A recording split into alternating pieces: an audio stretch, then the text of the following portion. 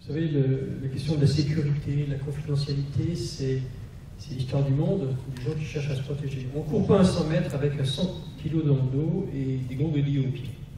La sécurité est nécessaire, mais j'ai 1000 histoires à vous raconter qui montrent que l'enjeu, c'est d'avoir le coup d'avance, c'est pas forcément de se protéger.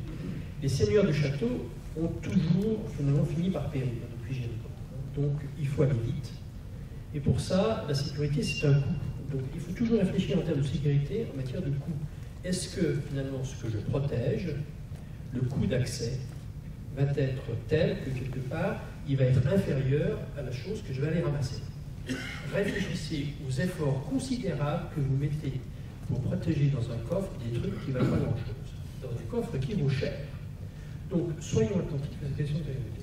L'informatique dans le nuage, Google, Salesforce, Amazon, IBM, Microsoft, on ne parlait que les grands acteurs de l'informatique dans le nuage, vous pensez bien que le fonds de commerce et la sécurité, c'est la confidentialité, que les fermes de Google ou de Amazon, elles ont des performances de sécurité et de fiabilité bien supérieures à n'importe quel centre informatique ou data center.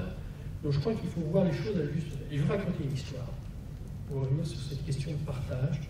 En France, on pense que knowledge is power, la connaissance, c'est le pouvoir. Non, c'est la connaissance partagée qui est le pouvoir.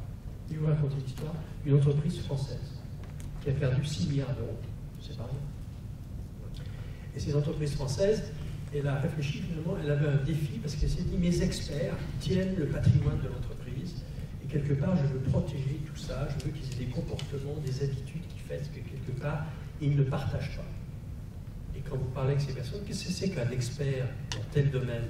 C'est quelqu'un, c'est un homme, une femme qui vit quelque part, qui a sa vie, etc. Et il fait tous les colloques du monde.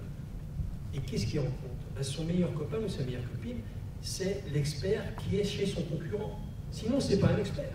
Et ils n'arrêtent pas de se raconter des histoires. Et ils développent leur expertise parce qu'ils échangent au maximum d'informations.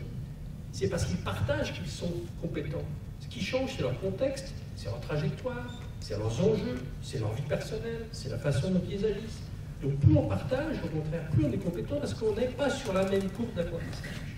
Eh bien, dans les questions de sécurité, il faut revisiter finalement le concept de sécurité et de confidentialité. Et je crois que le monde de l'information, le monde d'Internet, est un monde dans lequel il y a plein de choses contre-intuitives. Il faut en permanence revisiter nos habitudes héritées du monde industriel classique. Les grandes bagarres du monde vont être sur la propriété intellectuelle, on le sait bien, et sur l'identité numérique.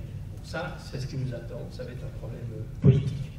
Parce que la valeur de la propriété intellectuelle, c'est quoi? On a organisé, par le biais du contrat, des choses pour rendre objet des choses immatérielles de telle façon que ça rentre dans une économie transactionnelle marchande qu'on connaît bien.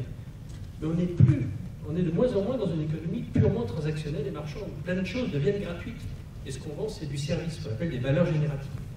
Et donc dans cette affaire, on a intérêt à réfléchir finalement à ce concept de sécurité, de confidentialité, de propriété intellectuelle, de le renouveler complètement.